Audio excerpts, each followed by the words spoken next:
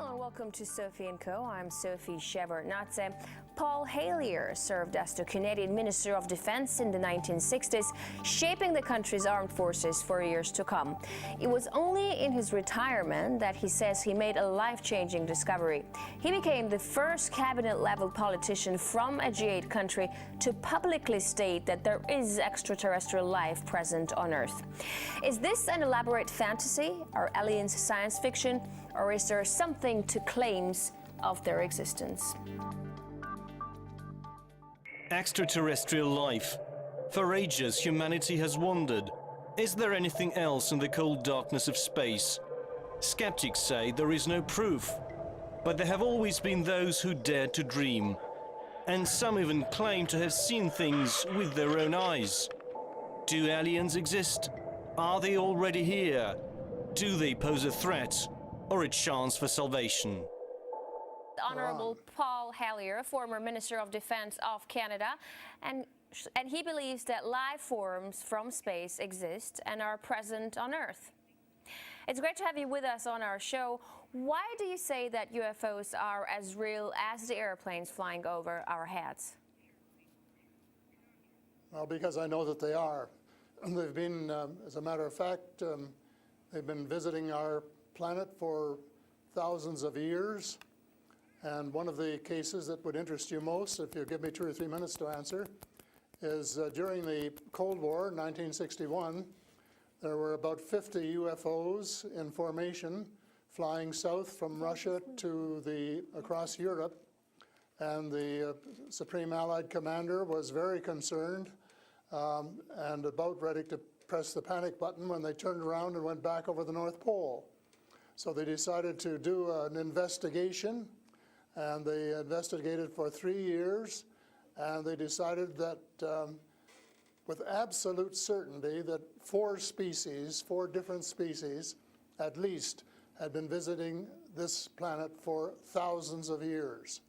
So that's, we have a long history of UFOs, and of course there's been a lot more activity in the last few decades since we invented the atomic bomb, and they're very concerned about that and the fact that we might use it again. And because the whole cosmos is a unity, and it affects not just us but other people in the cosmos, they're very much afraid that we might be stupid enough to start using atomic weapons again, and this would be very bad for us and for them as well. So no serious scientist has ever publicly confirmed evidence of an encounter with extraterrestrials. Why would scientists not confirm the facts if they exist? I'm afraid they must go out of their way not to find out. Because if they did, you know, even 10% of the amount of research I've done in the last 8 years, they would be as convinced as I am. I mean, they could do it even faster. Might take them a little longer when they didn't have a military background. But there are so many wonderful books that tell these stories, and they've been authenticated. The sightings have been authenticated by more than one witness, and also by radar. And they have landed in various places around the world, including Russia.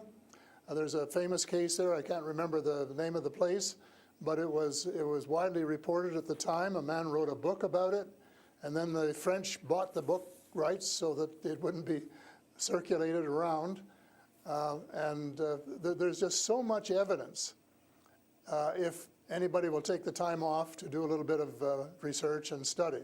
But people just are, you know, some people are interested and will take the time, and the others just say, oh, you know, it's just fantasy.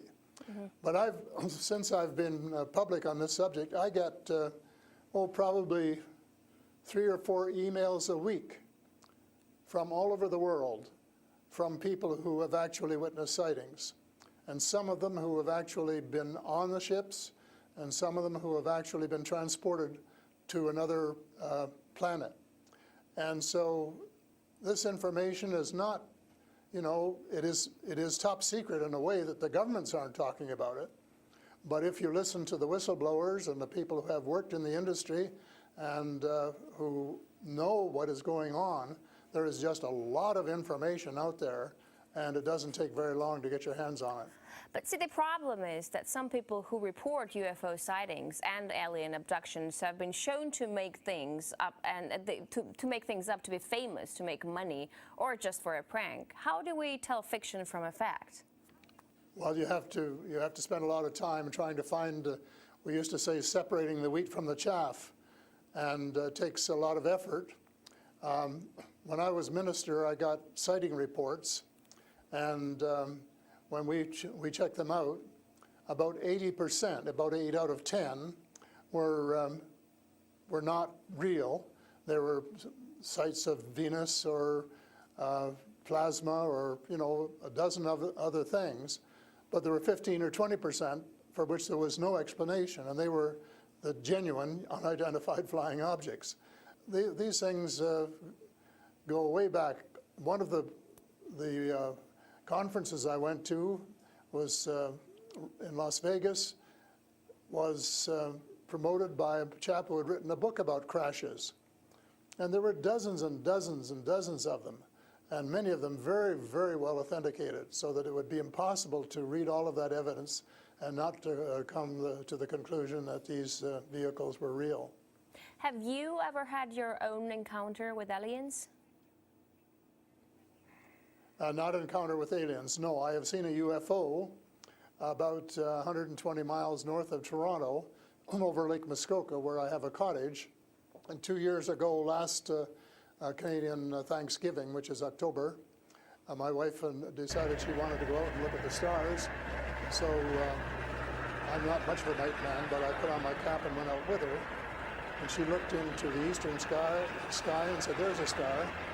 And I turned around the other way and I said, "Oh, there's a much brighter one over here." And she looked, and it was. And we watched it until our necks almost broke for about 20 minutes. And it was definitely a UFO, because it could change position in the sky by 3 or 4 degrees in 3 or 4 seconds. And I checked out, there were no satellites that could do that. The space station wasn't going by, and it isn't able to move that fast anyway. And there was no other explanation except that it was the real thing. And 2 days later, I went down on the dock, got a comfortable chair, and watched it came back almost to the same spot and entertained me for as long as I could take it. And then I went back to the cottage. But it was very interesting, because it would drop down in the sky, and then it would roar back up, and then it would shift across a few degrees and do a circle and come back at a speed, but, you know, just astronomical speeds. As you know, they travel very, very fast. So does it just look like a falling star that falls really quickly and then rises again? What does it look like? Well, it just looked like a star. It just looks like a star.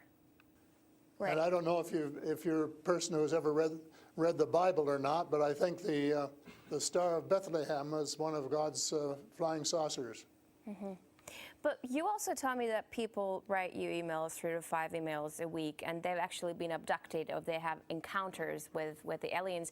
Do they actually tell you what these aliens look like? I mean, you know, everyone's interested. How would I know if I see an alien and if he abducts me? Well, the first question you have to ask is, how many species are there? And I used to think there were, you know, between 2 and 12. And Apollo astronaut Edgar Mitchell, who came to Toronto a few years ago and had dinner with us, agreed that it was somewhere between 2 and 12. But the latest reports that I've been getting from various sources are that there are about 80 different species. And some of them look just like us, and they could walk down the street and you wouldn't know if you walked past one. And they're what we call the Nordic blondes, and also the tall whites, who were actually working with the United States Air Force in Nevada. They're able to get away with that. They had a couple of their ladies dressed as nuns went into Las Vegas to shop, and they weren't detected. And I have a friend who saw one of the men walking along the street, and somebody who would recognize that they were different, and he did. So there are those kind, and then there are the short grays, as they're called, and they're the ones that you see in most of the cartoons. They're have very, very slim arms and legs, and they're very short, just a little over 5 feet, and they have a great big torso and a great big head and great big brown eyes. But they're different species, so you have to know that they're different species, and it's and know that they're all different. Mm-hmm. So if you saw the short gray, you'd certainly know that there was something up that you'd never seen before. But if you saw one of the Nordic blondes, well, you'd probably say, "Oh, I wonder if she's from Denmark or somewhere," So this species that you're describing, are they all different in terms of nice and mean? Are some of them nice and benevolent? Are others nasty? Or how are they? Are they good to people on Earth, or are they here to harm them? Well, it's a difficult question to answer because they have different agendas. And maybe all of us on Earth should have the same agenda, but you couldn't say maybe that Russia and China and the United States all had the same agenda at every turn, because they don't. And I would say that nearly all are benign, they're benevolent, they want to help us. There may be one or two species which do not. And that's one of the things I'm investigating at the moment, is to see who they are and what they're up to and what their agendas really are. All right, we're talking to Paul Hellyer, former Canadian Minister of Defense, who says extraterrestrial life forms exist and are present on Earth. We'll talk more about what they are and why they're here after a short break. Stay with us.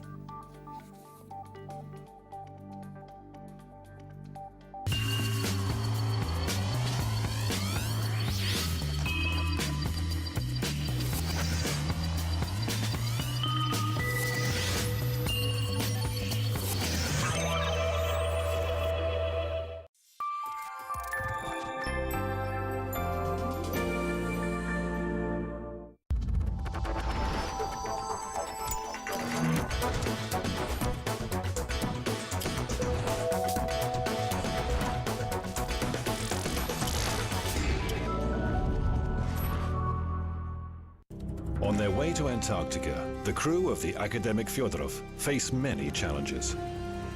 Here you have to look out for yourself. Crashing onto rocks, trapped in pack ice. In extreme conditions, anything can happen. Antarctica always comes up with surprises. You have to keep your eyes open because there's always something going wrong. The ship carries huge reserves of water, food, fuel, as well as helicopters and people able to survive extreme conditions. They're ready for anything, even an apocalypse. She's really an incredible ship. Calling all Antarctica stations. This is Academic Fyodorov. Radio check. Please respond.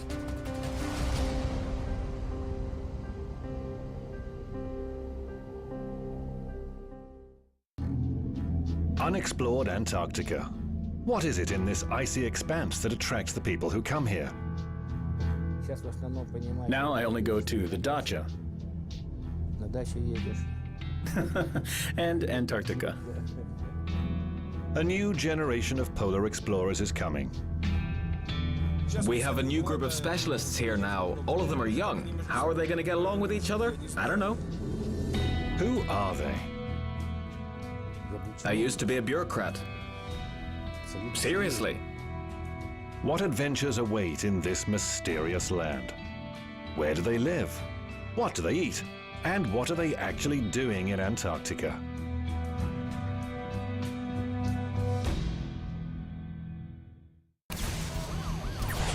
"12 months of change. The moments which redefine the world we live in. RT was there to bring you the full picture. Clash with the police. The police are holding their ground. And boy, to close a camp that is a dark spot on American. Build the barricades which the police had taken down. On New Year's Eve, our global team of reporters and contributors revisit the key events of 2013 and outline what to expect next. Join Anissa Nawi and Kevin Owen for our annual 2-hour news special. Start 2014 with RT.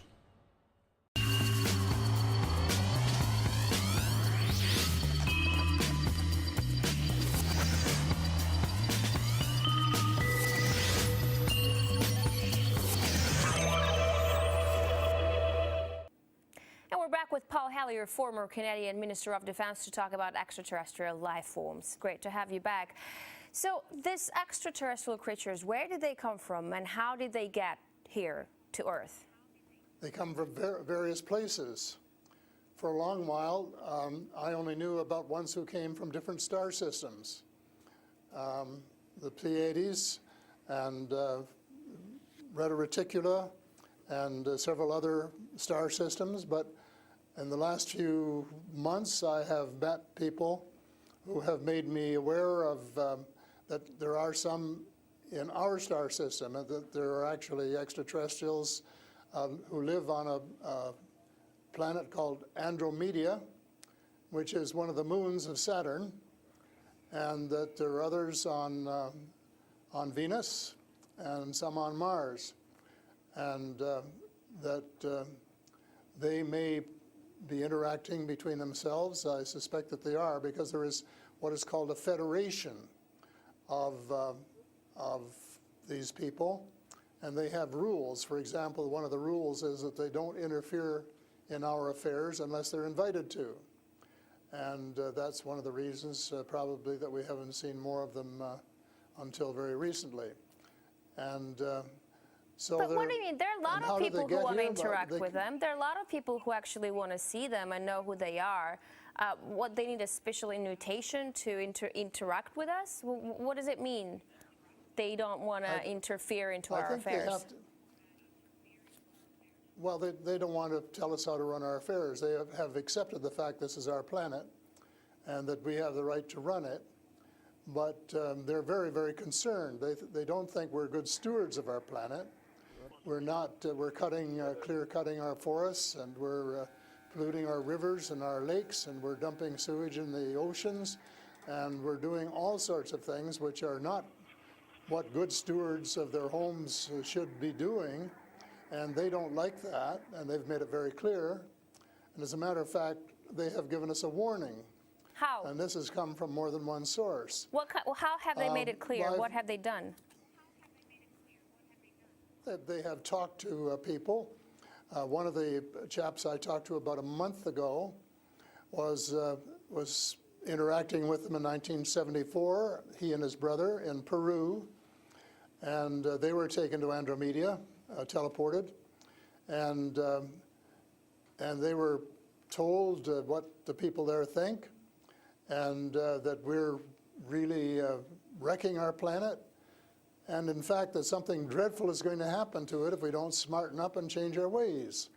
We spend too much time fighting each other. We spend too much money on military expenditures and not enough on feeding the poor and looking after the homeless and the sick, and that we are polluting our waters and our air, and that we're playing around with these exotic weapons, thermonuclear weapons and atomic weapons, which have such a devastating effect both on our Earth and on other areas in the cosmos, and they don't like that. And that's the reason they would like to work with us to teach us better ways, but only, I think, with our consent. And they work through individuals, and they try and pick out individuals who won't be frightened to death of them, because they can give you quite a fright. One of the cases I'm familiar with was the tall whites in Nevada, where the United States Airmen working with them, were just frightened to death of them. And one, Charles Hall, rescued the daughter of one of the high-up people in the tall whites, and as a result became very good friends with the mother. And as soon as they could trust each other, they had a wonderful relationship. And he wrote a book about it. It's called Millennial Hospitality. Millennial Hospitality. And it tells you how you go through these stages of being scared out of your wits. But then when you establish a trust and a working relationship, why you can have the same relationship, same kind of relationship that you would have with someone here on Earth. But here's what I'm thinking. If you're outing their presence, which is clearly not what they want since they're hiding, why aren't they so afraid of, why aren't you afraid of repercussions? Because you're obviously stating that they're here among us, and you're telling me all these species that exist. they are here among us, and I'm not afraid because in most cases, well, as far as technology is concerned, they're light years ahead of us, and we have learned a lot of things from them. A lot of the things that we use today, we got from them, you know, lead lights and microchips and Kevlar vests and all sorts of things that we got from their technology, and we could get a lot more too, especially in the fields of medicine and agriculture, if we would go about it peacefully. But I think maybe some of our people are more interested in getting their military technology, and I think that's wrong. I think that's wrong-headed, and that's one of the things that that we're going to have to change, because we're going to have to work together. Talking about all of us, everywhere on the planet. You've mentioned military technology and swapping technologies and barters between between aliens and people in American government. I want to ask you, as a former Minister of Defense of Canada, is interstellar war a possibility? Should we be creating a Star Wars force to defend ourselves from possible invasion or something like that? Well, I think it's a possibility, but it's a possibility especially if we shoot down every UFO that comes in our airspace without asking who they are or what they want. And right from the beginning, we started scrambling planes and trying to shoot them down, but their technology was superior enough that we weren't able to get away with it. Certainly not for a long while. And during that period of time, they could have taken us over without any trouble if they'd wanted to. So I think we have to, rather than develop our own Star Wars, for Earth Star Wars, to protect ourselves against them, that we should work with the benign species, who are the vast majority, and work together and rely largely on them, of course, and cooperate so that we would be contributing something at the same time. But I don't think there's any point in us developing a galactic force that would tempt us to go out on our own and get into mischief, which is one of the things I think some of them are concerned about. But what do you expect to happen if people start to believe in alien existence on Earth? Because things are definitely going to change. Our lives aren't going to be the same anymore. Well, I hope that's the case.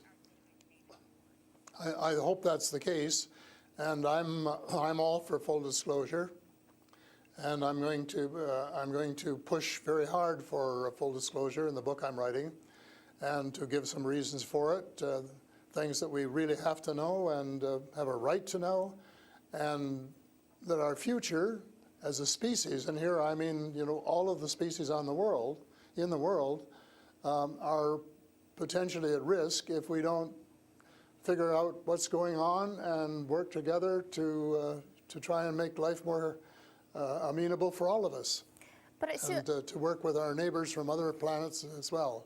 But still, like, I'm thinking to myself, if they've been here for such a long time, as you say, and they're interested in helping humanity, as you say, why is our world such a mess? I mean, if you want to help someone, you just help someone. You don't wait that someone to invite you to help that someone, no? Well, I don't, you know, it's something that I think parents can sometimes say to their children, this is what you should do. But that doesn't mean the children are going to do it, does it? Because the cosmos is based on free choice.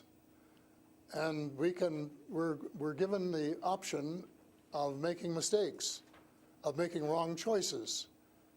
And I guess what bothers some of us is we've made too many wrong choices and not enough right choices.